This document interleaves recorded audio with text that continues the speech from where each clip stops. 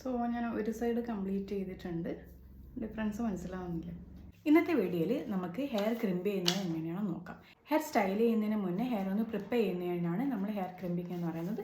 Straightener പോലെ തന്നെ തോന്നിക്കുന്ന ഈ ഒരു ടൂളാണ് ക്രിമ്പർ. ഹെയർ ക്രിമ്പർ എന്നാണ് ഇതിൻ്റെ പേര് വരുന്നത്. ഇതിൻ്റെ ഡിഫറൻസ് എന്താണെന്ന് വെച്ച് കഴിഞ്ഞാൽ കണ്ടില്ലേ, ഈ പ്ലേറ്റ്സ് കട്ടിങ് വരും. നമ്മൾ ഹെയർ ഇതിനുള്ളിൽ വെച്ചിട്ട് ഇങ്ങനെ പ്രസ് ചെയ്യുക. അപ്പോൾ ആ ഒരു പാറ്റേൺ ഹെയറിൽ ഫോം ചെയ്യുക. സോ നമുക്ക് എങ്ങനെ ചെയ്യുന്നതെന്ന് നോക്കാം. സോ ക്രിമ്പിങ് സ്റ്റാർട്ട് ചെയ്യുന്നതിന് മുന്നേ ഞാൻ ഹെയറിൽ ഒന്ന് മോസ് അപ്ലൈ ചെയ്യുന്നുണ്ട്. ഹോൾഡിങ്ങിന് വേണ്ടിയും പിന്നെ ഹീറ്റ് പ്രൊട്ടക്ഷനും കൂടി വേണ്ടിയിട്ടാണ് ഈ മോസ് നമ്മൾ യൂസ് ചെയ്യുന്നത്.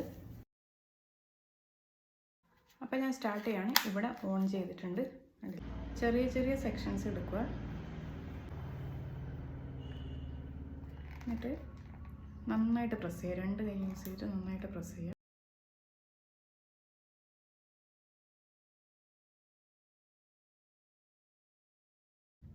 അപ്പോൾ നമുക്കിനി അടുത്ത വീഡിയോ കാണാം. ബൈ.